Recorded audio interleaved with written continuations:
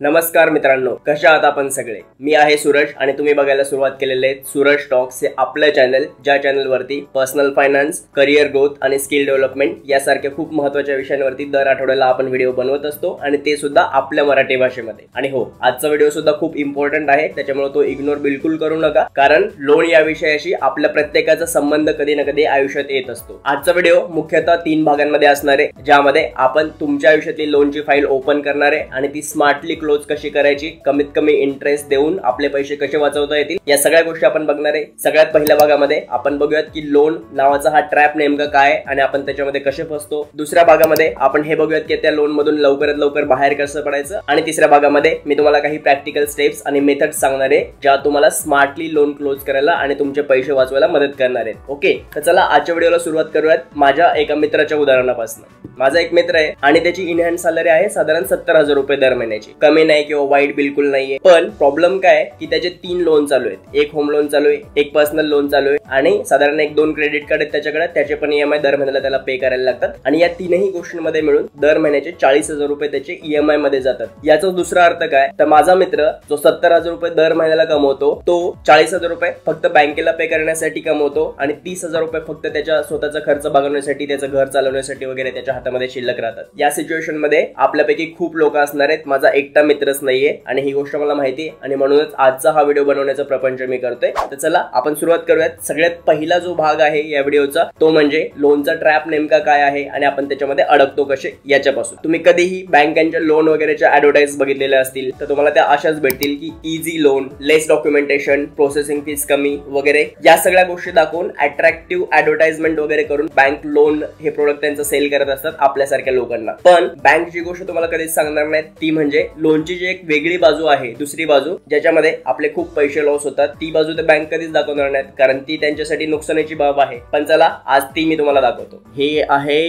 Grow ॲपचं loan calculator, जे आपल्यापैकी सगळे तुम्ही यूज करू शकता हवंच असेल तर. आपण असं कन्सिडर करूयात की समजा तुम्ही 50 लाख रुपयाचं एक होम लोन घेतलेलं आहे, ज्याचा इंटरेस्ट रेट आहे 8.5% आणि आपण असं कन्सिडर केलं की 10 वर्षांसाठीचं तुमचं ते लोन आहे. तर आता या केसमध्ये तुम्हाला 8.5% इंटरेस्ट रेट वरती 50 लाख रुपयाच्या लोनसाठी मंथली EMI येणार आहे साधारण 61,993 म्हणजे 62,000 रुपयाचा EMI येणार आहे. प्रिन्सिपल अमाऊंट किती आहे तर 50 लाख रुपये आहे, बरोबर. आणि त्याच्यावरती तुम्ही टोटल 10 वर्षांच्या टेन्युअर मध्ये इंटरेस्ट किती पे करणार आहे तर साधारण 24,39,000 रुपये म्हणजे 25 लाख रुपये साधारण तुम्ही इंटरेस्ट मध्ये पे करणार, जे की आपण तरी म्हणू शकतो की कमी आहे, कारण लोनच्या अमाऊंटच्या अर्धा तुम्ही इंटरेस्ट पे करता व्याज 10 वर्षांच्या कालावधीमध्ये. ओके, इथपर्यंत समजलं आपल्याला. पण ज्यावेळेस बँक तुम्हाला इझी EMI वगैरे वगैरे सांगत असते तर होम लोन आपण 10 वर्षांचं सहजासहजी घेत नाही, तो घेतो आपण साधारण 25 किंवा 30 वर्षांचं. लेट्स से तुमचं लोन आता हेच 10 वर्षांच्या ऐवजी 25 वर्षांचं जर झालं तर काय फरक पडतो तो तुम्हीच बघा आता.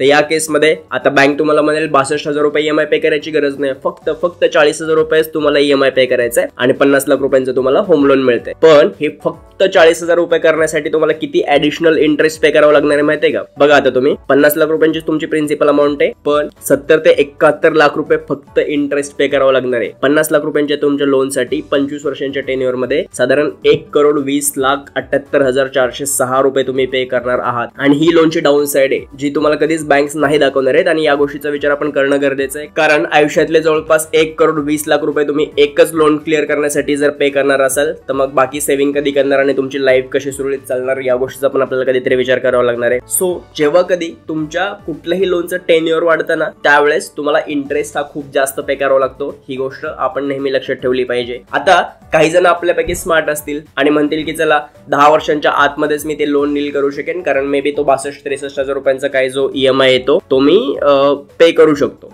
ठीक आहे, अशी जर परिस्थिती असेल आणि आपण परत आणलं ते लोन 10 वर्षांवरतीच तर 62,000 रुपयाचा EMI ॲज इट इज आला, 50 लाख रुपयांचीच प्रिन्सिपल अमाऊंट आहे आणि बाकी सगळ्या गोष्टी ॲज इट इज कॅल्क्युलेशन राहिले, जे आपण सगळ्यात पहिल्यांदा बघितले होते. पण या लोन मध्ये अजून एक गोष्ट काय असते माहितीये की कुठल्याही बँकेचं लोन हे नेहमी फ्रंट लोडेड इंटरेस्ट वरती चालतं. म्हणजे काय, जेव्हा तुम्ही अर्ली स्टेज मध्ये लोनच्या जे काही EMI पे करताना त्यातली मॅक्झिमम अमाऊंट ही इंटरेस्ट मध्ये जात असते, थोडीफार अमाऊंट ही स्टार्टिंगला प्रिन्सिपल मध्ये जाते आणि जसं जसं ते लोन संपत येतं ना तसं तसं प्रिन्सिपलची अमाऊंट वाढत जाते जाते आणि इंटरेस्टची अमाऊंट कमी होत जाते. आणि म्हणूनच कुठलंही लोन हे अर्ली स्टेज मध्ये जितकं एक्स्ट्रा पे करून संपवणं आपल्याला पॉसिबल असेल ना, तेवढी ती गोष्ट आपल्या फायद्याची असू शकते किंवा आपला बेनिफिट त्याच्यामध्ये जास्त आहे आणि बँकेचा कमी आहे. कारण तुम्ही जर का लोनच्या एकदम शेवटी तर लोन फोरक्लोजर करण्याचा प्रयत्न केला किंवा एक्स्ट्रा अमाऊंट एकच वेळेस वन टाइम अमाऊंट मधून देऊन पे करण्याचा प्रयत्न केला तर त्याच्यामध्ये तुमचंच लॉस आहे, कारण तुम्ही ऑलरेडी खूप मोठा इंटरेस्ट बँकेला देऊन झालेला आहे. आता ही गोष्ट कशी समजायची प्रॅक्टिकली जर तुम्हाला समजायची असेल तर लेट्स से आपलं 50 लाख रुपयांचं लोन आणि 10 वर्षांसाठीच आहे, तर साधारण तुम्ही 5 वर्ष समजा पे करून झालेले. आता कुठला चालू आहे, जून महिना चालू आहे आणि 2025 चालू आहे. जर का आता तुमचं लोन स्टार्ट झालं तर तुम्ही म्हणाल की 5 वर्षानं हे लोन साधारण 50 लाख रुपयांचं किती संपलं पाहिजे, तर आयडियली 25 लाख रुपये संपलं पाहिजे, कारण आपण हाफ टेन्युअर देऊन झालेला आहे. पण तसं होत नाही. बघा इथं काय होतं, आता तुम्हाला दाखवतो मी. 2025च्या जून महिन्यामध्ये समजा तुमचं लोन चालू झालेलं आहे. आपण सगळ्यात पहिल्यांदा हे बघूयात की 5 वर्षाच्या नंतर तुमचं लोन किती पे झालेलं असेल. जर का समजा तुम्ही आता 2025 पासून 2029 ला तुमचे 5 वर्ष होतील, त्यावेळेस आपलं आयडियली 25 लाख रुपयांचं लोन संपलेलं पाहिजे.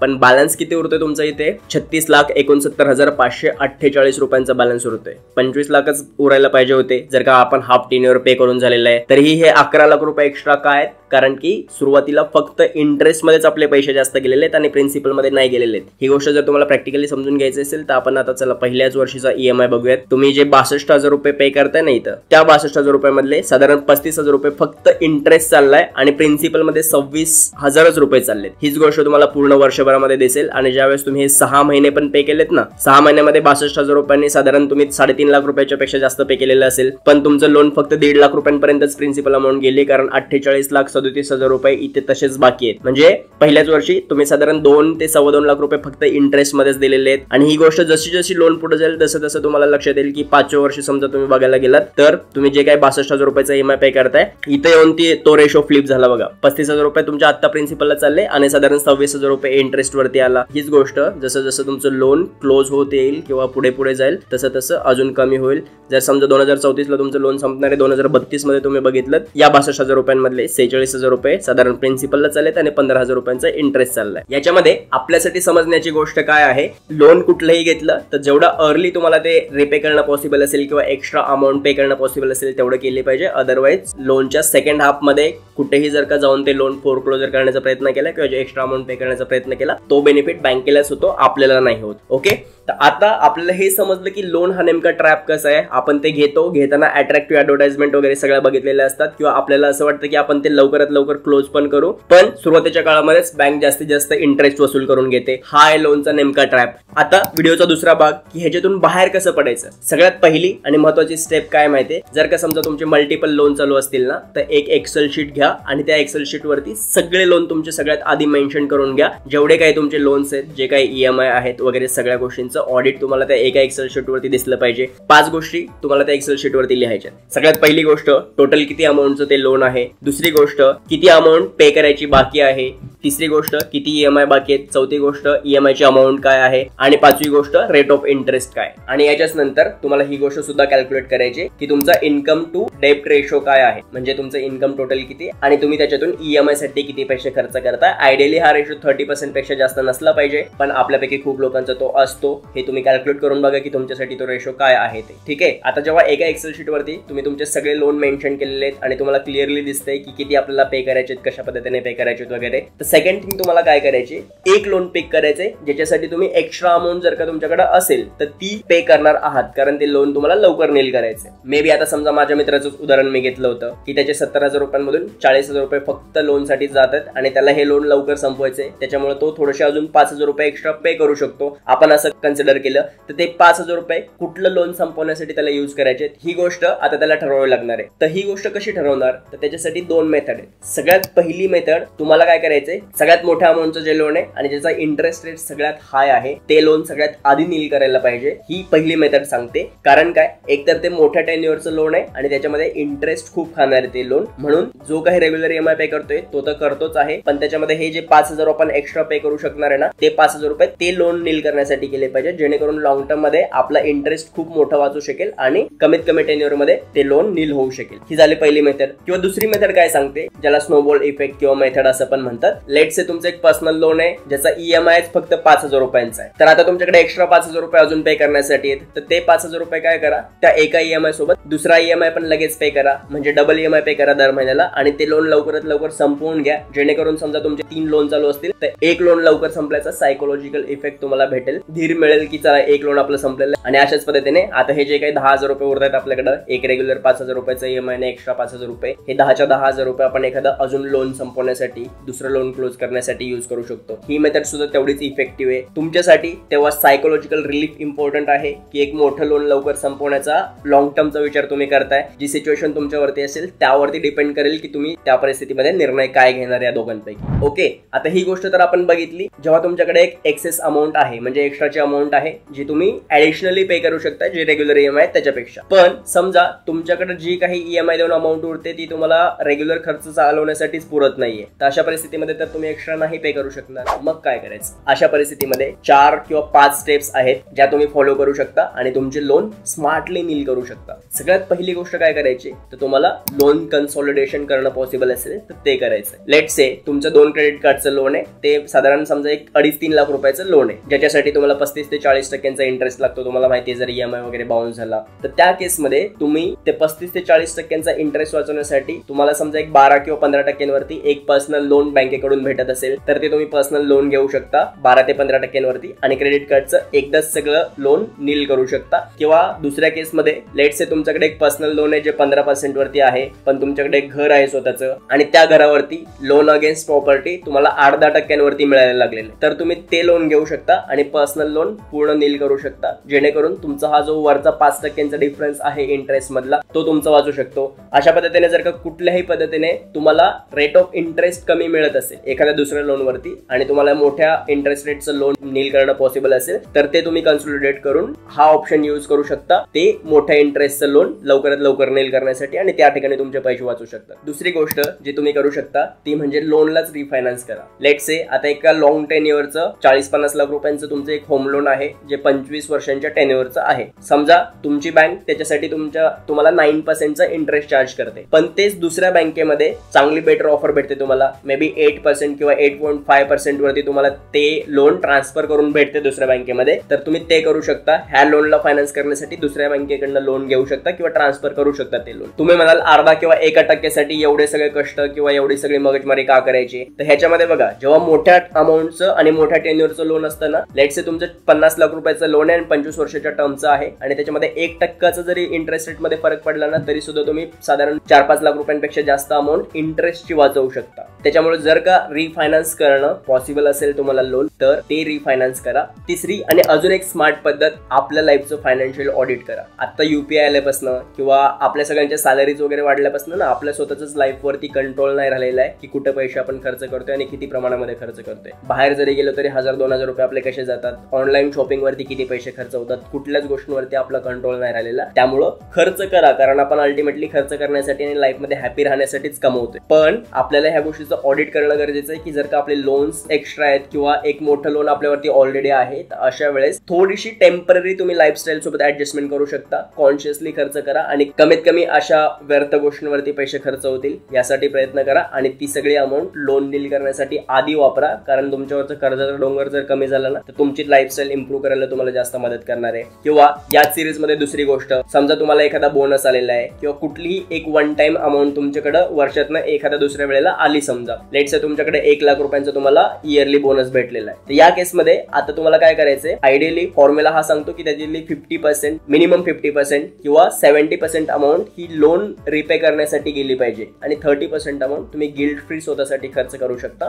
जेणेकरून तुमचा हा लोनचा ट्रॅप लवकरात लवकर संपेल आणि लॉंग टर्म मध्ये तुम्ही जो बँकेला एक्स्ट्रा इंटरेस्ट पे करणार आहेत ना तो कमीत कमी पे करायला लागेल तुम्हाला. या 3 स्मार्ट टिप तर तुम्हाला समजल्या. सगळ्यात पहिलं कॉन्सॉलिडेट करा लोन किंवा रिफायनान्स करा जर पॉसिबल असेल तर, किंवा तिसऱ्या स्टेप मध्ये आपल्या लाईफचं फायनान्शियल ऑडिट करा आणि जिथं जिथं तुम्हाला एक्सपेन्सेस कट करता येतील ते करा किंवा वन टाइम वगैरे तुमच्याकडे अमाऊंट आली तर ते लोन रिपे करण्यासाठी यूज करा आणि लवकरात लवकर तुमचं लोन रिपे करण्याचा प्रयत्न करा. चौथी आणि सगळ्यात स्मार्ट पद्धत, ह्याच्यावरती ऑलरेडी मी एक व्हिडिओ बनवलेला होता आणि तो बऱ्याच लोकांना आवडला पण होता, त्याच्यावरती बऱ्याचशा कमेंट पण होत्या की 25 वर्षांचं जर का तुमचं लोन आहे, समजा होम लोन किंवा कुठलंही मोठं लोन, तर ते 10 वर्षांच्या आतमध्ये कसं संपवायचंय आणि 60% पर्यंत त्याच्यावरती इंटरेस्ट कसा वाचवायचा आहे हे मी त्या व्हिडिओमध्ये सांगितलं होतं. तेच परत मी तुम्हाला शॉर्ट मध्ये सांगतो ते कसं होऊ शकतं. लेट्स से तर 50 लाख रुपयांचं तुमचं लोन आहे आणि 25 वर्षांचा टेन्युअर आहे, तर तुम्हाला जर का पॉसिबल असेल तर 2 गोष्टी करायच्या. दरवर्षी एक एक्स्ट्रा EMI पे करायचा. 12 महिन्यांमध्ये आपण 12 EMI पे करतो. कुठल्याही एका महिन्यामध्ये किंवा वर्षाच्या शेवटी तुम्हाला पॉसिबल असेल तर 13वा एक EMI एक्स्ट्रा पे करायचा आणि बँकेला सांगायचं की मला टेन्युअर नाही वाढवायचा आणि EMI वगैरे कमी नाही करायचा, उलट मी एक्स्ट्रा EMI पे करतोय तुम्हाला, तर तो EMI प्रिन्सिपल अमाऊंट साठी यूज झाला पाहिजे. ह्याच्यातून तुमचं 25 वर्षाचं लोन आधीच 18-20 वर्षांवरती येईल. आणि अजून एक स्मार्ट स्टेप, फक्त 10% स्टेप अप EMI लावायचा आहे. म्हणजे आता जर का समजा तुम्ही होम लोन साठी 20,000 रुपये दर महिन्याला पे करताय, तर नेक्स्ट इयर 10% वाढून ती अमाऊंट 22,000 रुपये होईल. त्याच्या नेक्स्ट इयर ती अमाऊंट वाढून परत 24,000 समथिंग रुपये होईल. अशा पद्धतीने 10% जर का तुम्ही स्टेप अप लावू शकलात, कारण तुमचं इन्कम ऍटलीस्ट 8-10% ची इन्क्रीमेंट तुम्हाला दरवर्षी मिळत असेल, ओके, तर 10% स्टेप अप EMI जर का तुम्ही दरवर्षी एक्स्ट्रा पे करत असाल, तर तुमचं 25 वर्षांच्या टेन्युअरचं जे एक मोठं लोन आहे ते 10 वर्षांच्या आतमध्ये या 2 गोष्टी करून संपणं तुमच्यासाठी पॉसिबल होऊ शकतं. आणि इतकंच नाही, 10 वर्षांच्या आतमध्ये लोनच नाही संपणार, तर त्याच्यावरती तुम्ही 60% पर्यंत इंटरेस्ट पण वाचेल. म्हणजे 25 वर्षाच्या काळामध्ये साधारण जो 71 लाख रुपये तुम्ही इंटरेस्ट पे करणार होतात 50 लाख रुपयांच्या लोनवरती, तो 30 किंवा 35 लाख रुपयांच्या आतमध्ये तुमचा इंटरेस्ट जाईल आणि वरचे 30-35 लाख रुपये तुमचे वाचू शकतात. ते सुद्धा तुम्ही एक्सेल शीट मध्ये किंवा ग्रोच्या ऍपच्या कॅल्क्युलेटरवरती वगैरे करून बघू शकता, जर का तुम्हाला एक्झॅक्ट अमाऊंटच काढायची असेल तर जेव्हा कधीही तुम्ही एखादं लोन घ्याल ना, तर अशा पद्धतीने तुम्हाला ते लोन लवकरात लवकर रिपे करण्यासाठी प्रयत्न केले पाहिजेत. कारण मी असे खूप माझे मित्र बघितलेले आहेत जे असं कुठलंही मोठं लोन घेतात आणि मग ते करिअर सोबत पण काही फ्रुटफुल नाही करतायत, कारण की ते कुठलीच रिस्क घेऊ शकत नाहीत. एकाच कंपनीमध्ये त्यांना थांबवून राहावं लागतं किंवा स्टॅग्नन्सी येते करिअरमध्ये, एक मेंटल प्रेशर असतं. त्यांच्या फॅमिलीमध्ये किंवा रिलेशनशिप्स मध्ये इतर इश्यूज व्हायला चालू होतात, जेव्हा की एका मोठ्या अमाऊंटचं लोन असतं आणि एक मोठा पार्ट तुमच्या सॅलरीचा फक्त लोन पे करण्यासाठी वगैरे जात असतो. तर अशा केसमध्ये आयुष्य छोटं वाटायला लागतं किंवा खूप स्ट्रेसफुल वगैरे वाटायला लागतं. या सगळ्या गोष्टी अवॉइड करण्यासाठी तुम्हाला स्मार्टली तुमचे लोन्स नील करता आले पाहिजेत. आणि या काही पद्धती होत्या ज्या पद्धतीने ते लोन लवकरात लवकर नील करण्यासाठी तुम्हाला सगळ्यांना मदत होऊ शकते. जर का तुम्हाला प्रॅक्टिकली बघायचं असेल की हा इंटरेस्ट कशा पद्धतीने वाचू शकतो, तर जो मी तुम्हाला व्हिडिओ मगाशी मेन्शन केला होता 25 वर्षांचं लोन 10 वर्षांमध्ये कसं संपवता येईल, तो व्हिडिओ नक्की जाऊन आपल्या चॅनलवरती बघा, हवं तर मी वरती मेन्शन करतोय. जर का हा व्हिडिओ आवडला असेल तर लाईक करा. तुमचे काही प्रश्न असतील तर कमेंट बॉक्समध्ये नक्की विचारा. तुमच्या सगळ्या मित्रांसोबत हा व्हिडिओ शेअर करा ज्यांचं कुठल्याही पद्धतीचं लोन चालू आहे आणि त्यांना ह्या लोनच्या ट्रॅपमधून लवकरात लवकर बाहेर पडायचंय. अशाच महत्त्वाच्या आणि इम्पॉर्टंट व्हिडिओसाठी आपलं युट्यूब चॅनल सबस्क्राईब करायला विसरू नका. आपण भेटूयात पुन्हा पुढच्या व्हिडिओमध्ये. तोपर्यंत आपली आणि आपल्या सगळ्या माणसांची काळजी घ्या. This is Suraj Thite signing of.